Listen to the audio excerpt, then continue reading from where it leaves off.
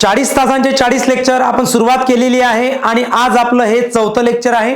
जसं सर्व विद्यार्थ्याला माहित असेल की या अगोदर आपण लेक्चर नंबर 1 2 3 हे जे कंप्लीट केलेले आहेत याच्यामध्ये संपूर्ण बेसिक जसं की 40 शब्द कुठल्या सब्जेक्टला कुठले वर्ब लागतात जे काही बेसिक असते हे संपूर्ण बेसिक अगोदर आपण आपल्या 3 लेक्चर मध्ये कव्हर केलेलं आहे। आजपासून आपण वाक्य बनवायला शिकणार आहे।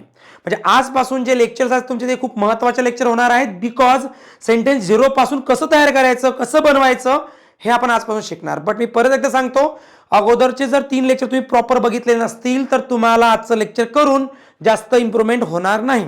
तो प्रत्येक विद्यार्थ्यांनी काय करायचं आहे आपलं जे लेक्चर नंबर 1 2 आणि 3 आहे प्रॉपर बघून घ्यायचे आहेत। तुम्हाला माहित आहे हे आपले 40 तासांचे 40 लेक्चर्स आहेत। काही लेक्चर अर्ध्या तासाचे असतील काही लेक्चर 1 तासाचे काही 1.5 तासाचे पण असतील बट राऊंड फिगर हे 40 तासांचे 40 लेक्चर्स आहेत। याच्यामध्ये तुम्हाला संपूर्ण इंग्लिश ग्रामर संपूर्ण इंग्लिश व्होकॅब्युलरी आणि तुमचा कॉम्प्रिहेन्शन एव्हरीथिंग क्लिअर आहे तर तुम्ही पैकीच्या पैकी मार्क घेऊ शकता। आज आपलं चौथं लेक्चर आहे आणि तुम्हाला माहित असेल भारतातली कुठली एक्झाम द्या त्या सर्वांसाठी हे उपयुक्त सेशन्स आहेत। ऑलरेडी आपण लेक्चर नंबर 1 लेक्चर नंबर 2 आणि लेक्चर नंबर 3 ह्याच्यामध्ये आपलं बेसिक शिकलो। आजपासून आपण वाक्य बनवायला शिकणार आहोत। इथून पासून तुमचं संपूर्णतः जे सेंटेन्सेस असतात सेंटेन्सेस मध्ये एरर कशी फाइंड करायची बेसिक स्ट्रक्चर काय असते फिल इन द ब्लँक्स कशा फिलअप करायच्या इम्प्रूव्ह द सेंटेन्स काय असते हे जे बेसिक नॉलेज आहे की वाक्यातली एरर हे तुम्हाला या रिमेनिंग 6 पार्ट मध्ये पाहायला मिळेल आणि त्याच्यानंतर आपण प्रॅक्टिस करणार आहोत 100 रूलची ते नंतर चालू होणार आहे। चालेल मग तुम्हाला माहित असेल याच्यामध्ये झिरो पासून वाक्य बनवणे त्याच्यानंतर इंग्लिश मधून मराठी मराठीमधून इंग्लिश मध्ये करणे वाक्याचा अर्थ समजून घेणे आणि त्याच्यानंतर वाक्यामधली एरर फाइंड करून तुम्ही इंग्लिश संपूर्ण ग्रामर समजून घेऊ शकता। हे 10 लेक्चर जर तुम्ही प्रॉपर केले तर तुम्ही इंग्लिश ग्रामर मध्ये मास्टर होता। तुम्ही कुठलाही पेपर सॉल्व करा त्याच्यामध्ये तुम्ही क्वेश्चन इझिली समजून घेऊ शकता। चला मग आता स्टार्ट करूया। हा आपला सिलेबस आहे 40 लेक्चरचा 40 सिलेबस 40 तास। आज आपलं बेसिक इंग्लिश ग्रामरचं हे लेक्चर नंबर 4 आहे आणि आज आपण शिकणार आहोत सेंटेन्स। आजपासून वाक्य कसं बनवायचं हे आपण शिकणार आहोत। सर्वात महत्त्वाचं तुम्हाला माहित असेल जर तुम्हाला वाक्य समजलं नाही व्यवस्थित तर एरर तुम्हाला कशी समजेल म्हणजे कुठल्याही वाक्यामधली एरर किंवा इम्प्रूव्ह द सेंटेन्स किंवा फिल इन द ब्लँक्स किंवा choose the correct incorrect sentence याचे आन्सर तुम्हाला तेव्हाच देता येतील जर तुम्हाला वाक्य म्हणजे समजलं। चला मग एक काम करूया आज आपण वाक्य म्हणजे काय समजून घेऊया आणि वाक्य समजून घेण्याच्या अगोदर तुम्हाला वाक्यांचे किती प्रकार असतात हे माहित असणं गरजेचं आहे। तर बघा एकूण वाक्यांचे जर प्रकार बघितलं त्याला आपण टाइप्स ऑफ सेंटेन्सेस म्हणतो म्हणजे वाक्यांचे प्रकार। वाक्य तर शिकणार आहोत आपण पण हे वाक्य जे असते एक्झाम मध्ये हे ऍक्च्युअल किती प्रकारामध्ये असते we don't know. So now first of all we have to clear how many types of sentences. Okay so look there are 4 types of sentences in whole grammar whole English. संपूर्ण English मध्ये फक्त आणि फक्त 4 प्रकारचे sentences असतात।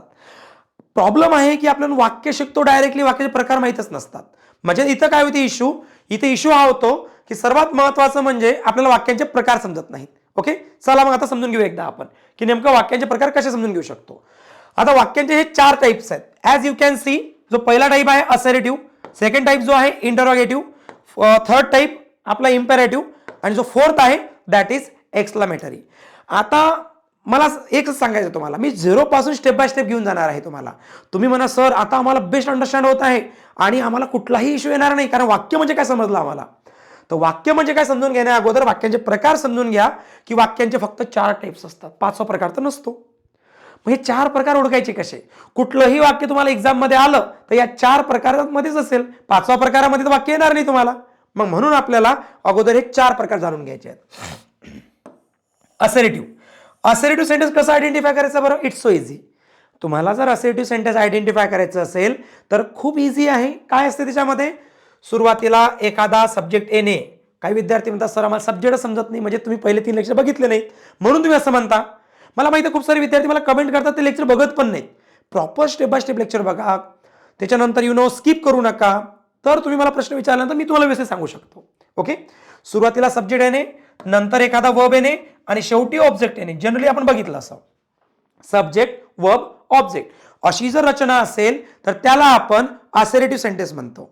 Okay म्हणजे तुम्ही बघितलं असेल मग सुरुवातीला सब्जेक्ट नंतर वर्ब हे दोन जरी आले म्हणजे सुरुवातीला एक सब्जेक्ट आला आणि नंतर एक वर्ब आला हे दोन जरी अशा पद्धतीने आले तरी तुम्ही त्याला असर्टिव्ह म्हणू शकता। पुढे चला इंटरोगेटिव्ह कसं आयडेंटिफाय करायचं हे ऑल्सो खूप इझी आहे. एंडिंगला क्वेश्चन मार्क आला म्हणजे त्याला इंटेरोगेटिव्ह सेंटेन्स म्हणतात. बघा असरेटिव्हला विधानार्थी सेंटेन्स म्हणतात मराठीमध्ये. बट काय करता, विधानार्थी सेंटेन्स म्हणजेच काय माहित पाहिजे ना तुम्हाला. जिथं फक्त तुम्ही बोलता की मी टीचर आहे, जिथं तुम्ही बोलता की नाही त्यांनी काम केलं नाही माझं, मी त्याला खूप वेळा विचारलं, त्यांनी माझ्या प्रश्नाचं उत्तर दिलं नाही, तो तर खूप हुशार झाला, मी एक्झाममध्ये पास झालो. जिथं तुम्ही एखादं विधान मांडता, जिथं कुठलाही प्रश्न नसतो, जिथं कुठलीही आज्ञा नसते, जिथं कुठलीही रिक्वेस्ट नसते, जिथं कुठलीही सल्ला नसतो, जिथं कुठलाही उद्गार नसतो, त्या वाक्याला असरेटिव्ह वाक्य म्हणायचं. असरेटिव्ह वाक्य म्हणजे समजलं का? असरेटिव्ह वाक्य म्हणजे ज्या वाक्यात प्रश्न नाही, ज्या वाक्यात आज्ञा नाही, रिक्वेस्ट नाही, विनंती नाही, ज्या वाक्यात उद्गार नाही, त्या वाक्याला असरेटिव्ह सेंटेन्स म्हणायचं. आणि ओळखायचं कसं? असं ओळखायचं. क्लिअर? पुढे चला. नेक्स्ट आहे इंटेरोगेटिव्ह. इंटेरोगेटिव्ह मीन्स व्हॉट? जेव्हा आपण प्रश्न विचारतो, जेव्हा आपण एखादा प्रश्न करतो किंवा प्रश्न विचारतो, अशा प्रकारच्या वाक्याला प्रश्नार्थक वाक्य म्हणजे इंग्लिशमध्ये इंटरोगेटिव्ह सेंटेन्स म्हणतात. हा झाला वाक्याचा दुसरा प्रकार. आयडेंटिफाय कसं करायचं? शेवटी क्वेश्चन मार्क येणे म्हणजे आपण म्हणू शकतो की हे इंटरोगेटिव्ह सेंटेन्स आहे. It's so easy. इम्पॅरेटिव्ह म्हणजेच काय? समोरच्या व्यक्तीला जेव्हा आपल्याला आज्ञा द्यायची असते, जसं मी म्हणणार की बघा प्रश्न समजला तुम्हाला अगोदर, म्हणजे मी तुम्हाला विचारलं तुम्ही अगोदर 3 लेक्चर बघितले आहेत का? तुम्ही म्हणाल सर यस किंवा नो. तुम्ही का बरं अगोदरचे 3 लेक्चर बघितलेले नाही? मग तुम्ही स्पष्टीकरण देणार. हे झाले प्रश्नार्थक. आणि इम्पेरेटिव्ह काय असते? इम्पेरेटिव्ह म्हणजे आज्ञार्थी वाक्य मराठीत म्हणतात, पण तरी सुद्धा त्याला फक्त आज्ञार्थी वाक्य म्हणायचं नाही. जसं पुस्तकात असते ना फक्त आज्ञार्थी वाक्य, तेवढंच ते त्याचं नाव नाही आहे. याचा अर्थ होतो इम्पेरेटिव्ह सेंटेन्स म्हणजे जिथं समोरच्या व्यक्तीला तुम्ही आज्ञा देता, जिथं तुम्ही समोरच्या व्यक्तीला वॉर्निंग देता, जिथं समोरच्या व्यक्तीला तुम्ही ॲडवाईस सल्ला देता, जेव्हा समोरच्या व्यक्तीला सांगता की असं करू नका, सेम तिथं आज्ञा एक प्रकारचं सजेशनच देता. जिथं तुम्ही समोरच्या व्यक्तीला रिक्वेस्ट करता, म्हणजे जेव्हा तुम्ही रिक्वेस्ट, सल्ला, सजेशन, वॉर्निंग जे काही देता तुम्ही समोरच्या व्यक्तीला, त्या वाक्याला इम्पेरेटिव्ह सेंटेन्स म्हणायचं. ओके. एक्झाम्पल, तिकडे जाऊ नको, इकडे ये. ओके, प्लीज माझी मदत करा, मला बोलू द्या, मला शिकू द्या, खोटं कधी बोलू नका. ह्या सर्व प्रकारचे वाक्य जे असतात ना, हे असतात तुमचे इम्पेरेटिव्ह सेंटेन्स. याचा अर्थ काय होतो? समोरच्या व्यक्तीला आज्ञा देणे, सजेशन देणे, सल्ला देणे, किंवा विनंती करणे किंवा रिक्वेस्ट करणे, त्यालाच विनंती करणे म्हणतो आपण. म्हणजे असं म्हणू शकतो इम्पेरेटिव्ह सेंटेन्स. आणि शेवटचं आहे आपला आता एक्सक्लामेटरी सेंटेन्स. इम्पेरेटिव्ह कसं ओळखायचं? सुरुवातीला V1 येणे, क्रियापदाचा पहिला फॉर्म जे तुम्ही शिकले. सुरुवातीला डोंट येणे, किंवा सुरुवातीला लेट येणे, किंवा सुरुवातीला प्लीज येणे, किंवा वाक्यामध्ये कुठेतरी प्लीज येणे. यापैकी वाक्यामध्ये काहीही येत असेल तर तुम्ही त्याला इम्पेरेटिव्ह सेंटेन्स म्हणायचं. ओके, पुढे चला. एक्सक्लामेटरी काय असते बरं? एक्सक्लामेटरी सेंटेन्स म्हणजे जेव्हा आपण एखादं सेंटेन्स आपल्या तोंडामधून अचानक निघते, जिथं कुठलंही विधान नसते, जिथं कुठलाही प्रश्न नसतो, जिथं कुठलीही विनंती नसते, रिक्वेस्ट नसते, सल्ला नसते, अचानकच तोंडातून वाक्य निघून जाते. एक्झाम्पल, वाव, नाईस, ब्युटिफुल, अरे रे, ओ नो. आपल्या तोंडातून अचानक काहीतरी भावना प्रकट होतात आणि विदाउट एनी प्लॅनिंग ते सेंटेन्स तोंडातून निघून जाते. कोणीतरी बाहेर जात होतं, माझ्या तोंडातून अचानक शब्द निघाला, ए स्टॉप, थांब. याला काय म्हणायचं? तर याला म्हणायचं एक प्रकारे एक्सक्लामेटरी सेंटेन्स. ओके, जे शब्द आपण अचानक बोलतो. याला कसं ओळखायचं? शेवटी जर एक्सक्लामेशन मार्क आहे तर समजून जायचं हे एक्सक्लामेटरी सेंटेन्स आहे. संपलं. तुमच्या लाईफमध्ये एवढं समजून घ्यायचं की संपूर्ण इंग्लिश ग्रामरमध्ये हे 4च प्रकार असतात. वाक्यांचे एकूण 4 प्रकार असतात. आणि ते ओळखायचे कसे, त्यांचा अर्थ काय होतो, हे सर्व मी सांगितलं. आता थोडंसं डीपमध्ये सांगतो. आता मी थोडंसं यांना एक्सप्लेन करतो की आणखी कसं आयडेंटिफाय करू शकता तुम्ही. बघा, यांना आणखी कसं आयडेंटिफाय करू शकता बघू आपण. आता यांना जर आयडेंटिफाय करायचं असेल तर फर्स्ट ऑफ ऑल आपण असरेटिव्ह घेऊया. असरेटिव्ह नेमकं काय असते? असरेटिव्ह म्हणजे एखादं विधान करणे. ते विधान पॉझिटिव्ह पण असू शकते, ते विधान काय असू शकते? पॉझिटिव्ह असू शकते, पॉझिटिव्ह, किंवा ते विधान निगेटिव्ह असू शकते. बघा इथं दिलेलं आहे मी अफर्मेटिव्ह. अफर्मेटिव्ह म्हणजे अफर्मेटिव्ह मीन्स पॉझिटिव्ह. जिथं होकार आहे, होकार, याला होकारार्थी म्हणतात, याला नकारार्थी म्हणतात. ओके, म्हणजे याच्यामध्ये नाही असतो तर याच्यामध्ये हो असतो, म्हणून त्याला होकारार्थी म्हणतात. म्हणजे असरेटिव्हचेही 2 प्रकार पडतात. एक तर पॉझिटिव्ह सेंटेन्स असेल, एक तर निगेटिव्ह असेल, असं आपण म्हणतो. एक्झाम्पल बघा, असरेटिव्ह सेंटेन्सला ओळखायचं कसं? ज्याच्यामध्ये सब्जेक्ट आणि वर्ब येतो. ज्या वाक्यामध्ये तुमच्या सुरुवातीला सब्जेक्ट येतो आणि नंतर वर्ब येतो, समजून जायचं की हे आपलं सेंटेन्स असर्टिव्ह आहे, एवढं इझी आहे. ओके, एक्झाम्पल, हा काय कोण आहे वाक्याचा? सब्जेक्ट आहे. हा इज कोण आहे? वर्ब आहे. ही सब्जेक्ट आहे. हॅज कोण आहे? वर्ब आहे. ओके, हा ही कोण आहे? सब्जेक्ट आहे. इज कोण आहे? वर्ब आहे. चला ठीक आहे, ही सब्जेक्ट, हॅज कोण आहे? वर्ब आहे. ही कोण आहे? सब्जेक्ट आहे. आणि डज कोण आहे? वर्ब आहे. म्हणजे जर वाक्यामध्ये सुरुवातीला सब्जेक्ट असेल आणि नंतर वर्ब असेल तर तुम्ही डोळे बंद करून त्याला एकच नाव द्यायचं, ते म्हणजे असर्टिव्ह. बाकी काही बघण्याची गरज नाही. पण तुम्ही जर म्हटलं मला की सर मला सब्जेक्टच ओळखता येत नाही, मला वर्बच ओळखता येत नाही, मी काय करू? काहीच करू नका. तुम्हाला ऑलरेडी सांगितलेलं आहे की subject, helping verb, main verb आणि ऑब्जेक्ट 40 शब्द आहेत फक्त. पहिल्याच लेक्चरमध्ये तुमच्याकडून करून घेतलंय. आणि जर तुम्ही आता इथं मला म्हणता की सर आम्हाला हेच येत नाही, मग तुम्ही पहिल्या लेक्चर बघितलं नाही, तुम्ही मला खोटं प्रॉमिस केलं. मी अगोदर तुमच्याकडून प्रॉमिस करून घेतलं की 40 शब्द तुम्हाला लक्षात ठेवायचे आहेत. जे विद्यार्थी फक्त 40 शब्द लक्षात ठेवू शकत नाहीत ते कधीही एक्झाममध्ये या इंग्लिश विषयामध्ये इम्प्रूव्हमेंट करू शकत नाहीत. त्यांनी अपेक्षा सोडून द्या. कारण जो विद्यार्थी 40 शब्द नाही करू शकत तो काय एक्झाममध्ये पास होणार? ओनली 40 वर्ड्स दुसरी, तिसरी, चौथीतला विद्यार्थी करू शकतो. काय असते? लेझीनेस, आळशीपणा. मला एकच म्हणायचं आहे, आय होप तुम्हाला माहित आहे की सब्जेक्ट, वर्ब हे पहिल्या लेक्चरमध्ये शिकलो, सेकंड शिकलो.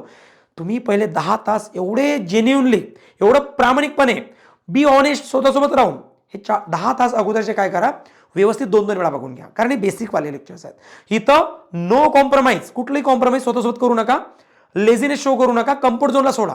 या 10 लेक्चरसाठी सुद्धा एकदा काय 10 लेक्चरला तुम्ही प्रॉपर केलं, हे दिसायला सोपं दिसतात पण याच्यातच चुका होतात आणि हे कठीण असते म्हणून तुम्हाला ॲडव्हान्स समजत नाही. ओके, चला पुढे. मला एवढं 100% समजलं की आता मला असर्टिव्ह सेंटेन्स ओळखता येते. पॉझिटिव्ह निगेटिव्ह मध्ये काय फरक असतो आता एकच सांगतो. पॉझिटिव्ह सेंटेन्स काय असतो आणि निगेटिव्ह सेंटेन्स काय असतो मी लगेच सांगतो. पॉझिटिव्ह सेंटेन्स म्हणजे ज्याच्यामध्ये no, not, never, nothing, neither हे असे शब्द येत नाहीत. समजलं तुम्हाला निगेटिव्ह काय असतो फॉर्म? जर अशा प्रकारचा कुठलाही शब्द आला तर त्याला निगेटिव्ह सेंटेन्स म्हणायचं. आता निगेटिव्ह मध्ये काय काय येऊ शकते? मी तुमचे 2 मिनिटं घेतो बघतो. निगेटिव्ह वाक्यामध्ये काय काय येऊ शकते? कुठले कुठले शब्द येऊ शकतात? निगेटिव्ह मध्ये येऊ शकते नो. बघा मी शब्द लिहून देत आहे. No, not, never. हे तुम्ही नोट डाऊन करून घेत चला की जर पीडीएफ मध्ये नाही मिळाले तुम्हाला तर खूप साऱ्या गोष्टी मी तुम्हाला एक्स्ट्रा देत असतो म्हणून रनिंग नोट्स सुद्धा काढत चला. Okay, so no, not, never, nothing, nothing. Okay, neither, त्याला निदर म्हणून पण वाचता तुम्ही, नॉर, नन. ओके, हे सर्वच्या सर्व काय असतात? हे शब्द निगेशन, वाक्याला निगेटिव्ह करतात. आणखी असतात, आणखी काय असतात? लिटिल, वाक्यात लिटिल आला तरी निगेटिव्ह असतो, फ्यू आला तरी निगेटिव्ह असतो. Seldom, negative sentence. त्याच्यानंतर little, few, hardly, seldom, rarely. Okay, हे शब्द जरी आले वाक्यामध्ये तरी सुद्धा त्या वाक्याला काय म्हटलं जाते? निगेटिव्ह सेंटेन्स म्हटलं जाते. मग आता एक समजलं सर आम्हाला की निगेटिव्ह सेंटेन्स म्हणजे हे शब्द यूज होणे की ज्याचा अर्थ होते नाही, ऑलमोस्ट नाहीच, नो असा याचा अर्थ होतो. म्हणून हे वाक्यामध्ये जर शब्द आले तर वाक्य निगेटिव्ह असते आणि हे वाक्यामध्ये जर शब्द आले नाही तर सेंटेन्स पॉझिटिव्ह असते. किती सोपं होतं? समजलं सर आम्हाला की असर्टिव्ह ओळखता येते आणि 2 भाग आपण त्याचे पाडले. आता पण प्रश्न काय आता समजून घ्या. कुठल्याही वाक्याला जेव्हा निगेटिव्ह करायचं आहे, कुठल्याही पॉझिटिव्ह वाक्याला जेव्हा निगेटिव्ह करायचं आहे, तुम्हाला वाक्यामध्ये हेल्पिंग वर्ब असण्याची गरज आहे. एक्झाम्पल सांगतो कसं. तर आता एक वाक्य आहे, ही इज माय फ्रेंड. तुम्हाला माहित आहे की आता काय करतो आपण? नॉट लावलेला आहे. पण हा नॉट वाक्यात तेव्हाच लावू शकता. नॉट वाक्यात तेव्हाच येतो जेव्हा सेंटेन्स मध्ये, बघा लिहून दिला मी, वाक्यात हेल्पिंग वर्ब नसेल तर नॉट लागत नाही. आलं लक्षात? म्हणजे एक्झाम्पल सांगतो की मी लिहिलं इथं आय प्ले, आय प्ले याचं निगेटिव्ह करा. आय नॉट प्ले हे चुकीचं आहे. आय नॉट प्ले हे बरोबर आहे, हे चुकीचं आहे. असं का बरं? बिकॉज तुम्हाला जर वाक्यामध्ये नॉट लावायचा असेल तर तुम्हाला गरज कोणाची लागेल? हेल्पिंग वर्बची लागेल. तसा नॉट लागत नसतो म्हणून मी याच्यामध्ये लिहून दिलेलं आहे की वाक्यात हेल्पिंग वर्ब नसेल तर नॉट लागत नाही. जर तरी पण लागला तर वाक्य चुकीचं आहे तुमचं. सो नॉट लावण्याची स्पेसिफिक रूल आहेत. बघा आता या वाक्यात नॉट लावला पण का बरं लावला? कारण वाक्यात हेल्पिंग वर्ब होता. या वाक्यात बघा नो घेतला, नो. आता या वाक्यात नो घेतला, चला ठीक आहे, नो घेतला चालून जाणार. बट नॉट जर लावायचा असेल, नॉट म्हणजे बघा इथं नॉट लावलेला आहे. हा डझंट म्हणजेच डज नॉट. डझंटचा अर्थ काय होतो? Does not. मग डज कोण असता? हेल्पिंग वर्ब असता. तुम्हाला जेव्हा जेव्हा वाक्यामध्ये नॉट लावायचा असतो तेव्हा तेव्हा तुम्हाला हेल्पिंग वर्बची गरज असते, अदरवाईज आपण नॉट लावू शकत नाही. ओके, पुढे चला. आता सर समजला आम्हाला आता की पॉझिटिव्ह निगेटिव्ह काय असते. कुठलंही वाक्य जर पॉझिटिव्ह असेल, ही इज माय फ्रेंड, तर त्याच्या हेल्पिंग वर्ब नंतर फक्त नॉट लावायचा. काय करायचं, त्याच्या हेल्पिंग वर्ब नंतर फक्त आणि फक्त नॉट लावायचा, झालं संपलं. एवढंच करावं लागतं आपल्याला. म्हणजे वाक्य निगेटिव्ह करू शकतो की तो माझा मित्र आहे, तो माझा शत्रू नाही आहे, त्याच्याकडे बाईक आहे, त्याच्याकडे कार नाही आहे. म्हणजे असं तुम्ही पॉझिटिव्हचं निगेटिव्ह करू शकता. इथं जास्त डीपमध्ये पॉझिटिव्हचं निगेटिव्ह करायला जाऊ नका. फक्त समजून घ्या की असर्टिव्ह सेंटेन्स कसं ओळखायचं हे मी तुम्हाला शिकवत आहे की how to identify assertive sentence. पण त्याच्यानंतर विद्यार्थी मला कमेंट करतात, नाही सर मला ते निगेटिव्ह पॉझिटिव्ह करता येत नाही, ते असं करता येत नाही. डोंट वरी, मी ते नाही शिकवत आहे तुम्हाला. इथं मी शिकवत आहे असर्टिव्ह सेंटेन्स कसं आयडेंटिफाय करायचं. पुढे चला. नंतर असतो इंटरोगेटिव्ह, ज्याला आपण प्रश्नार्थक म्हणतो. याचे पण दोन प्रकार असतात. प्रश्नार्थक वाक्यांचे सुद्धा दोन प्रकार असतात. कसे? एक तर एस नो टाईपचा क्वेश्चन असतो. एस नो टाईप प्रश्न दोन प्रकारचे असतात. एक प्रश्न असा बघा, इंटरोगेटिव्ह सेंटेन्सचे सेंटेन्स हे प्रश्न काढून टाका. इंटरोगेटिव्ह सेंटेन्सचे दोन प्रकार पडतात. किती प्रकार पडतात? चे दोन प्रकार पडतात. ह्याचे इथून काहीतरी टायपिंग मिस्टेक झाली असेल, काढून टाका त्याला. ओके. जो पहिला प्रकार आहे त्याची मी तुम्हाला डायरेक्टली डेफिनेशन म्हणजे एक प्रकारे फॉर्म्युला लिहून दिलेला आहे. फॉर्म्युला कसा? सुरुवातीला हेल्पिंग वर्ब घ्या. मला तुम्ही सांगा, तुम्हाला हेल्पिंग वर्ब माहित आहे? 100% माहित आहे. तुमच्या सर्व विद्यार्थ्यांना 100% माहित आहे हेल्पिंग वर्ब. मनाने घ्या, कुठलाही घ्या. चला मी घेतो इथं 100% हेल्पिंग वर्ब आर घेतला. ओके. नंतर मी बघा इथं फॉर्म्युला सुद्धा इनकम्प्लीट आहे, प्रॉपर करून घ्या. हेल्पिंग वर्ब इथं सब्जेक्ट येतो, नंतर मी तुम्हाला रिप्लेस करून देईल. हेल्पिंग वर्बच्या नंतर सब्जेक्ट येतो, सब्जेक्टच्या नंतर मेन वर्ब येतो. आलं लक्षात? हेल्पिंग वर्बच्या नंतर सब्जेक्ट, सब्जेक्टच्या नंतर मेन वर्ब. आता सब्जेक्ट घ्यायचा तुम्हाला आर यू. चला मी काय केलं, मी हेल्पिंग वर्ब घेतला सुरुवातीला, चला ठीक आहे. मी नंतर मेन वर्ब पण घेतला सुरुवातीला, चला ठीक आहे. म्हणजे सुरुवातीला कधीही हेल्पिंग वर्ब घ्यायचा, नंतर कधीही काय करायचा, सॉरी सब्जेक्ट घ्यायचा, नंतर कधी काय करायचा, सब्जेक्ट घ्यायचा. चला घेतला मी हेल्पिंग वर्ब, घेतला मी सब्जेक्ट. आता तुम्हाला मेन वर्ब घ्यायचा. मग कुठला घ्यायचाल? सुरुवातीला तुम्ही सब्जेक्ट घेतला, नंतर तुम्ही सुरुवातीला तुम्ही हेल्पिंग वर्ब घेतला, नंतर तुम्ही सब्जेक्ट घेतला. आता तुम्हाला काय घ्यायचं आहे? Main verb. मग मनाने कुठलाही मेन वर्ब घेतला तर चालते का? नाही चालत. हे आपल्याला कोण सांगते? Lecture number 3. लेक्चर नंबर 3 मध्ये काय शिकलो आपण? लेक्चर नंबर 3 मध्ये शिकलो की जर वाक्यामध्ये एम, इज, आर म्हणजे याला टू बी म्हणतात. याला काय म्हणतात? To be. तर टू बीच्या नंतर चौथा फॉर्म किंवा टू बीच्या नंतर तिसरा फॉर्म येतो. मनाने काही नाही करू शकत तुम्ही. हे सर्व ठरलेलं आहे आणि मी लेक्चर नंबर 3 मध्ये शिकवलं. हे पुस्तक नाही शिकवणार तुम्हाला, पण ह्या पद्धतीने जर शिकलं तुम्ही इंग्लिश मास्टर होता. ओके. त्या लेवलला हा सिलेबस बनवला मी. 40 तासांचे 40 लेक्चर. तेव्हा सांगायचं मला तुम्हाला की हे जे टू बी आहेत, टू बी तुम्हाला वाटलं की आर यू गो, सर बरोबर आहे का? आर यू गो कसं काय बरोबर आहे? गो तर पहिला फॉर्म झाला ना. आपण एक तर गोईंग घेऊ शकतो, एक तर गॉन घेऊ शकतो, चौथा किंवा तिसरा. मनाने काही करू नका. नाही तर काय, मला वाटते, मग आपल्याला खूप काही वाटते आणि आयोगाला माहिती की तुम्हाला काय वाटते आणि आयोग काय करतो त्याच्यावर क्वेश्चन टाकतो आणि जे तुम्हाला वाटते आहे ना त्याच्यावर क्वेश्चन येऊन तुमचा मार्क मिस होतो. सो आपल्याला काय वाटते ते करू नका. मी जे शिकवलं ज्या पद्धतीने स्टेप बाय स्टेप तसंच करा. स्किप कुठे करू नका, प्रॅक्टिस करा वारंवार. चला ठीक आहे. मग आम्हाला समजलं की हा जो आर आहे, जरी इथं मेन वर्ब घ्या सांगितलं पण मनाने कुठलाही मेन वर्ब नाही घेऊ शकत. डिपेंड करतो कुठला हेल्पिंग वर्ब आहे. आणि सर्व नॉलेज तुम्हाला लेक्चर नंबर 3 सांगते. लेक्चर नंबर 3 2 वेळा बघा. चला ठीक आहे. Are you going. आता इथं V4 लावा किंवा V3 लावा. V3 लावला तर ऍक्शन याच्यावर होईल, V4 लावला तर ऍक्शन तिकडे होईल. हे सर्व शिकलो आपण. Are you going. आता मला काय म्हणतं? ऑब्जेक्ट. ऑब्जेक्ट तर नाही मिळाला मला, मग मी कॉम्प्लिमेंटरी घेईल. एक तर ऑब्जेक्ट घ्या, कंपल्सरी नाही ऑब्जेक्ट आहे ना. कारण ऑब्जेक्टच्या जागेवर जरी मी इथं ओ लिहिला पण हा ओच असेल असं आहे का? नाही. हा डायरेक्ट ऑब्जेक्ट असू शकतो, इनडायरेक्ट ऑब्जेक्ट असू शकतो, हा कॉम्प्लिमेंटरी म्हणजे नो ऑब्जेक्ट सुद्धा असू शकतो. इथं ऑब्जेक्ट लागणार नाही, इथं नो कॉम्प्लिमेंटरी येणार, ते पण घेतो मी. Are you going out. तुम्ही बाहेर जात आहे का? झाला प्रश्न. हा तुमचा ऑब्जेक्ट, ज्याला तुम्ही ऑब्जेक्ट म्हणता ना, सॉरी हा तुमचा मेन वर्ब आणि हा तुमचा ऑब्जेक्ट. तो ऑब्जेक्ट नाही आहे, तो कॉम्प्लिमेंटरी आहे. ऑब्जेक्ट किंवा कॉम्प्लिमेंटरी असं आपण म्हणतो, मग तो कॉम्प्लिमेंटरी आहे. Are you going out. तुम्ही बाहेर जात आहे का? याचं उत्तर कधी कसं येते माहिती आहे का? याचं उत्तर असते yes I am. Okay. Yes I am असं तुम्ही उत्तर देऊ शकता. याचे उत्तर देताना तुमचं उत्तर कशामध्ये येणार? एकतर एस मध्ये येणार किंवा नो मध्ये येणार. एक तर तुम्ही एस म्हणणार यस किंवा तुम्ही म्हणणार नो, म्हणून याला एस्टो टाईपचे क्वेश्चन म्हणतात. परत बघा त्याने काय सांगितलं? According to the formula. Formula चुकीचा आहे, मी रिप्लेस करून देईल. मी परत फॉर्म्युला लिहितो इथं. सुरुवातीला हेल्पिंग वर्ब, नंतर सब्जेक्ट, नंतर मेन वर्ब, नंतर ऑब्जेक्ट आणि नंतर क्वेश्चन मार्क. असा फॉर्म्युला पाहिजे. तुम्ही बघू शकता. हेल्पिंग वर्ब कोण आहे? डीड. सब्जेक्ट कोण आहे? यू. मेन वर्ब कोण आहे? बीट. ऑब्जेक्ट कोण आहे? हिम. आणि नंतर काय आहे? Question mark. तर या पद्धतीचा तुमचा फॉर्मॅट असला पाहिजे, म्हणून त्याला इंटरोगेटिव्ह सेंटेन्स म्हणतात. क्लिअर? इंटरोगेटिव्ह सेंटेन्स मधला कुठला? Yes no type question. हा सुद्धा एक प्रश्न असतो ज्याचं उत्तर तुम्ही एस किंवा नो मध्ये देऊ शकता. तुम्ही पहिले 3 लेक्चर बघितले, तुम्ही म्हणणार यस किंवा नो. तुम्हाला समजलं, तुम्ही म्हणणार यस किंवा नो. ओके, तुम्ही पुढचं लेक्चर बघणार, तुम्ही म्हणणार एक तर एस एक तर नो. हे असे प्रश्न आहेत ज्याची सुरुवात कशाने होते, हेल्पिंग वर्बनेच होते. ज्या वाक्याची सुरुवात हेल्पिंग वर्ब 27 असतात ना, 27, या 27 पैकी कुठल्याही हेल्पिंग वर्बने जर वाक्याची सुरुवात झाली तर त्याला एस नो टाईप क्वेश्चन म्हणायचं. ओके, चला समजलं सर आम्हाला एस नो टाईप. आता डब्ल्यू एस टाईप सांगा. आता हा एस नो टाईप आहे का, नाही, हा डब्ल्यू एस टाईप आहे. ह्या याने खूप मिस्टेक केलेल्या आहेत ह्या टाईप रायटरनी. ह्या मिस्टेक मी रिप्लेस करून देतो तुम्हाला याच्यामध्ये. ओके, चला बघा आता इथं आहे W S type. W S type, W H word type म्हणा किंवा डब्ल्यू एस टाईप म्हणा. आता डब्ल्यू एस टाईप खूप सिंपल आहे.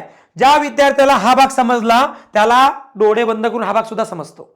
मला सांगा तुम्ही एस नो मध्ये काय शिकले? तुम्ही एस नो मध्ये शिकले की सुरुवातीला हेल्पिंग वर्ब पाहिजे, नंतर सब्जेक्ट पाहिजे, नंतर मेन वर्ब पाहिजे, नंतर ऑब्जेक्ट पाहिजे, नंतर क्वेश्चन मार्क पाहिजे. ओके, एवढं शिकले तुम्ही. हे कुठे शिकले तुम्ही? तुम्ही हे शिकले येस नो मध्ये. आणि आता ते करणं खूप सोपं आहे. बस सुरुवातीला डब्ल्यू एच वर्ड लावा, झालं. किती सोपं आहे. ज्या विद्यार्थ्याला येस नो समजला त्या विद्यार्थ्याला 100% डब्ल्यू एच वर्ड समजला. एवढं सोपं आहे. कारण काय, तुम्ही एक फॉर्म्युला लर्न केला, फक्त एक, तुम्ही एकच फॉर्म्युला लर्न केला, तुमचे दोन्ही फॉर्म्युला लर्न झाले. तुमच्या डोक्यामध्ये फक्त हा फॉर्म्युला होता, फक्त सुरुवातीला काय लावा, डब्ल्यू एच वर्ड लावा, झालं तयार. बघा तुम्ही हे शिकले होते ना, डीड यू बीट हिम. बघा इथे दिलेलं आहे, did you beat him, did you beat him. फक्त मी काय केलं, सुरुवातीला डब्ल्यू एच वर्ड लावला. किती सोपं आहे. मग असे इंटरोगेटिव्हचे 2 भाग असतात. या भागाला एस नो टाईप क्वेश्चन म्हणतात आणि या भागाला काय म्हणतात, डब्ल्यू एस टाईप क्वेश्चन म्हणतात. डब्ल्यू एस टाईप, इथे एस नो नाही, डब्ल्यू एस टाईप क्वेश्चन म्हणतात. हे पीडीएफ मध्ये प्रॉपर करून देतो तुम्हाला. ओके, चला समजला आम्हाला सर. याचा अर्थ काय होतो, डीड यू बीट हिम, तुम्ही त्याला मारलं का? तुम्ही काय म्हणणार, एकतर येस किंवा नो. पण याचा अर्थ काय होतो, व्हाय डिड यू बीट हिम, तुम्ही त्याला का मारलं? तुम्ही असं म्हणणार का यस नो? नाही म्हणणार. तुम्ही म्हणा तो मला चिडवत होता, he was teasing me so I beat him, असं तुम्ही म्हणणार ना, की तो मला चिडवत होता म्हणून मी त्याला मारलं. मग याच्यामध्ये तुम्हाला एक्सप्लेनेशन द्यायचं असते, स्पष्टीकरण द्यायचं असते. म्हणून अशा प्रकारच्या वाक्याला W H word, W H type question म्हटले जाते. आय होप सर्वांना समजलं असेल. हे दोन्ही फॉर्म्युले लक्षात ठेवा, नोट डाऊन करा आणि हे 2-2 वेळा लेक्चर करून तुम्हाला रिव्हिजन नंतर करण्याची गरज पडत नाही. ओके, चला पुढे जाऊया. समजला आता सर आम्हाला, पहिला भाग पण समजला असरेटिव्ह काय असतो, दुसरा भाग पण समजला इंटरोगेटिव्ह काय असतो. आता जो तिसरा भाग जो आहे इम्पेरेटिव्ह, त्यालाही समजून घेऊया आपण. ओके, बघा इम्पेरेटिव्ह काय असते. इम्पेरेटिव्ह वाक्य जर बघितलं तर इम्पेरेटिव्ह वाक्याला ग्रामरच्या भाषामध्ये, पुस्तकाच्या भाषामध्ये आज्ञार्थी वाक्य म्हणतात. पण मी सांगेल फक्त त्याला आज्ञार्थी वाक्य म्हणून चालणार नाही. इम्पेरेटिव्ह वाक्य फक्त आज्ञा देण्याचं काम नाही करत, रिक्वेस्ट करण्याचं काम सुद्धा करतो, सल्ला देण्याचं काम सुद्धा करतो. मग हे डिफिनेशन करेक्ट लागते का? नाही लागत. पुस्तकात मधले जे नाव असतात, इम्पेरेटिव्ह म्हणजे आज्ञार्थी वाक्य, आज्ञार्थी म्हणजे इम्पेरेटिव्ह वाक्य, ते डोक्यातून काढून टाका. असं विचारू नका की सर याला मराठीत काय म्हणतात. का बरं विचारू नका? बिकॉज ते फुलफिल नाही होत तो मिनिंग. ओके, सो इम्पेरेटिव्ह म्हणजे त्याचं मराठी लक्षात ठेवल्यापेक्षा त्याचं काम लक्षात ठेवा की इम्पेरेटिव्ह वाक्य म्हणजे काय. इम्पेरेटिव्ह वाक्य म्हणजे ज्याची सुरुवात V1, त्याची सुरुवात कशाने होते, V1 नी होते, डोंट नी होते, लेट नी होते, नेवर नी होते किंवा प्लीज नी होते. यापैकी कोणत्याही शब्दाने जर सुरुवात झाली तर तुम्ही डोळे बंद करून सांगायचं ते वाक्य कसं आहे, इम्पेरेटिव्ह आहे. क्लिअर इथपर्यंत? मग आम्हाला समजलं. बघा याची सुरुवात कॉल, कॉल कोण एक वर्ब आहे, क्रियापदाचा पहिला फॉर्म. कॉल म्हणजे बोलावणे, काहीतरी ऍक्शन करणे. कॉल हिम, त्याला बोलवा, त्याला बोलव, आज्ञा झाली. ओके, परत बघा don't go out, go out म्हणजे बाहेर जा, पण डोंट म्हणजे जाऊ नका. सुरुवातीलाच काय आला, डोंट आला. तुम्ही बघू शकता की सुरुवातीला V1 येणे म्हणजे इम्पेरेटिव्ह, सुरुवातीला डोंट येणे म्हणजेच काय, इम्पेरेटिव्ह, सुरुवातीला लेट येणे की let me tell you, let me tell you, मला तुम्हाला सांगू द्या, वेट मला तुम्हाला सांगू द्या, म्हणजे लेटने सुद्धा सुरुवात होणे म्हणजे इम्पेरेटिव्ह. आणि वाक्याच्या सुरुवातीला काय नाही, नेवर येणे, नेवर टेल अ लाय, खोटे कधीच बोलू नका, म्हणजेच काय म्हणतो आपण याला, इम्पेरेटिव्ह म्हणतो. आणि प्लीज सुरुवातीला येणे आणखी म्हणतो प्लीज हेल्प मी, कृपया करून माझी मदत करा, इम्पेरेटिव्ह. एवढं सोपं होतं. इम्पेरेटिव्हचं काम असते विनंती करणे किंवा एक प्रकार समोरच्याला उपदेश देणे किंवा काय करणे, सजेशन देणे किंवा आज्ञा देणे, हे करण्याचं काम इम्पेरेटिव्ह सेंटेन्स करते. आणि त्याला असं आयडेंटिफाय करू शकता तुम्ही. हे फक्त मी ओव्हरऑल तुम्हाला काय करताय, एक इंट्रोडक्शन देत आहे सर्व टॉपिकचं, की कशा पद्धतीने आयडेंटिफाय केलं जाते. म्हणजे जेव्हा मी तुमचे 100 रूल शिकवणं चालू करणार 11व्या लेक्चर पासून, तेव्हा तुम्ही मला असं नाही म्हणणार की सर तुम्ही म्हणता की इम्पेरेटिव्ह वाक्याला तर असं करा, पण आम्हाला इम्पेरेटिव्ह समजत नाही. सर तुम्ही म्हणता की V1 च्या नंतर हे आलं तर असं करायचं, तर आम्हाला V1 समजत नाही. असं कोणीही बोलणार नाही. लेक्चर नंबर 11 पासून. म्हणून मी 10 लेक्चरमध्ये अगोदर बेसिक तुम्हाला कंप्लीट करून देतो. चला शेवटचा प्रकार घ्या याच्यामध्ये, जेणेकरून तुमचे ऑल कन्सेप्ट याच्यामधले क्लिअर होतील. शेवटचा प्रकार काय बघा आता. हा जो शेवटचा प्रकार आहे त्याला म्हटलं जाते एक्सक्लामेटरी सेंटेन्स.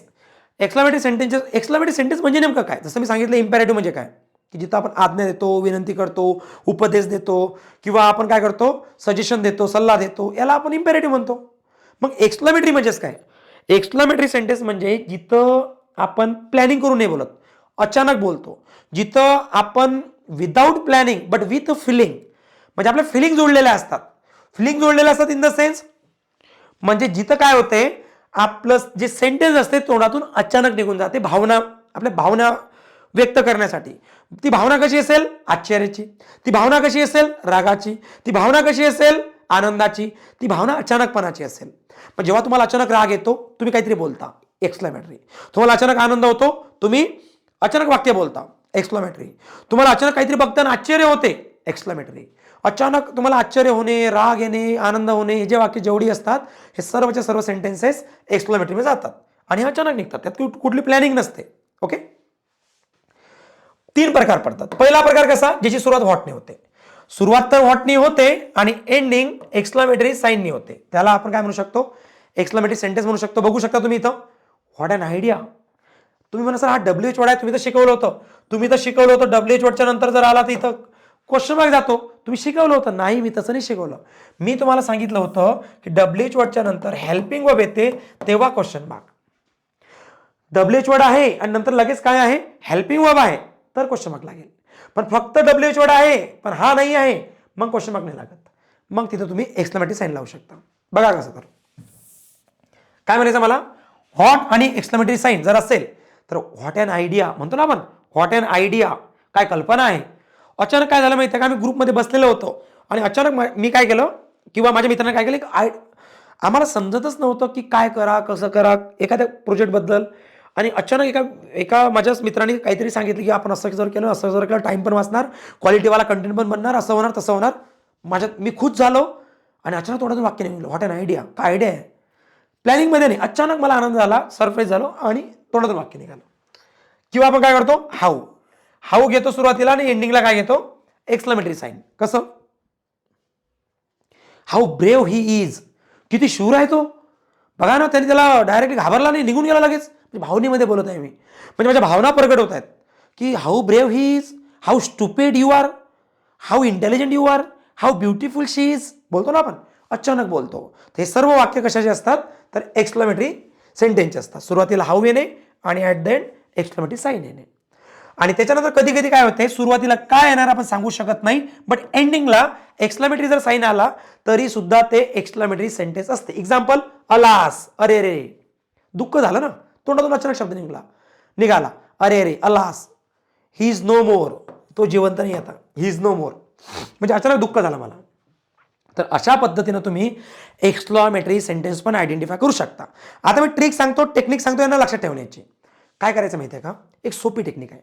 जर एंडिंगला एक्सक्लामेटरी साइन आला तर त्याला एक्सक्लामेटरी सेंटेन्स म्हणायचं. जास्त मोठ्या भानगडीत पडायचं नाही, कारण याला डीपमध्ये असं आपण पुढे शिकणार आहोत, जिथं जिथं काम पडेल आपल्याला. ओके, क्लिअर झाली इथपर्यंत. ओके. आणि इम्पेरेटिव्ह कसं ओळखायचं, V one, don't, let, never किंवा प्लीज वाक्याच्या सुरुवातीला दिसला म्हणजे ते इम्पेरेटिव्ह सेंटेन्स असते. क्लिअर झालं सर आमचं. आता पुढे झाला, जर एंडिंगला क्वेश्चन मार्क आला तर त्याला काय म्हणायचं, इंटरोगेटिव्ह सेंटेन्स म्हणायचं. किती सोपं आहे. ओके सर, हे पण क्लिअर झालं आता आमचं. आणि असर्टिव्ह कसं ओळखायचं, जर सुरुवातीला सब्जेक्ट आणि नंतर वर्ब आला तर त्याला काय म्हणायचं, तर त्याला असर्टिव्ह सेंटेन्स म्हणायचं. असं आपण इथं क्लिअर केलं. आणि हा चार्ट पण समोर आहे, जो आपल्या ट्रिक्स दिल्या होत्या की कसं आयडेंटिफाय करायचं हे आपण समजून घेतलं. आणि आपले चौथ्याचे त्या बेसवरतीच होतं, फक्त आणि फक्त वाक्यांचे प्रकार समजून घेण्यासाठी. मी एकच सांगतो, हे जे 10 लेक्चर आहेत ना, हे वाक्यासाठी खूप पॉवरफुल आहेत. जे विद्यार्थी म्हणतात सर माझ्या ग्रामरमध्ये खूप चुका होतात आणि एवढे पुस्तकं वाचतो तरी होतात, मला समजतच नाही, काय इश्यू असतो, आपलं बेसिक क्लिअर नाही. आणि 10 लेक्चर तुम्हाला मी सांगतो तुमचं बेसिक नेक्स्ट लेवलला ठेवून देणार आहेत. तुम्ही म्हणणार की सर आता मी कुठलाही टॉपिक वाचू द्या, पण ते पहिले 10 लेक्चर बघितले ना तुमचे, मग मला हे कुठला टॉपिक समजतो. रिझन बेसिक क्लिअर आहे तुमचं. चालेल. सो हे 4थं लेक्चर होतं. मी परत सांगतो एकदा तुम्हाला, लेक्चरची जी लेंथ आहे काही लेक्चर तुम्हाला अर्धा तास, काही 45 मिनिट, काही 1 तास, काही 1.5 तास, काही 2 तास पण असतील, बट हे संपूर्ण 40 तास असतील. ओके, सो ॲव्हरेज आपला पूर्ण जर बघितलं तर 40 तासांचे 40 लेक्चर होतील आणि याच्यामध्ये तुम्हाला कम्प्लिटली भारतातली कुठली एक्झाम द्या, तुम्हाला याच्या व्यतिरिक्त काही करण्याची गरज पडू देणार नाही. बिकॉज मी तुम्हाला test series, PDF notes, printable असतील, त्याच्यानंतर मी तुम्हाला सर्व 10-15 वर्षाचे सर्व PYQs आणि तुमच्याकडून मेन म्हणजे प्रॅक्टिस करून घेणार आहे. एक लेक्चर नंबर 11 पासून तुमच्याकडून प्रॅक्टिस करून घेणार आहे, जेणेकरून तुम्ही म्हणणार की सर मला वाटते इंग्लिश हा माझा सर्वात आवडता सब्जेक्ट ठरला, सर्वात स्कोरिंग करणारा सब्जेक्ट ठरला आणि सर्वात मेन सब्जेक्ट माझा इंग्लिशचा आहे आता, हे तुम्ही म्हणणार आहात. चालेल, मग भेटूया नेक्स्ट लेक्चरमध्ये. Till then bye, take care, thank you so much everyone. प्रत्येकाला एवढं सांगतो की तुमचे काही इश्यूज असू द्या, माझा पर्सनल नंबर आहे, या नंबरला तुम्ही तुमचा जो काही इश्यू असेल, हा माझा पर्सनल नंबर सेकंड नंबरचा, याला फक्त व्हॉट्सअप म्हणून सेव्ह करून घ्या, कॉल करू नका. 9098138483 हा माझा पर्सनल नंबर आहे. याच्यावरती तुम्ही डायरेक्टली काही डाऊट आला, काही क्वेश्चन असला, काही क्युरीज असली किंवा काही असेल तर या नंबरला तुम्ही मला डायरेक्टली व्हॉट्सअप मेसेज करा. ओके, आणि अजूनपर्यंत माझा स्टेटस तुम्हाला दिसत नसेल, याचा अर्थ तुमचा नंबर माझ्याकडे सेव्ह नाही, माझा नंबर तुमच्याकडे सेव्ह नाही. तर या नंबरला तुमचं नेम आणि तुमची सिटी सुद्धा टाका, जेणेकरून मी तुमचा नंबर सेव्ह करून जे काही अपडेट्स असतात पूर्णच्या पूर्ण तुम्हाला मिळत जातील. ओके, चालेल. So all of you bye, thank you so much everyone. भेटूया नेक्स्ट लेक्चरमध्ये. Till then bye, take care. आता तुम्ही इंग्लिश मास्टर व्हाल.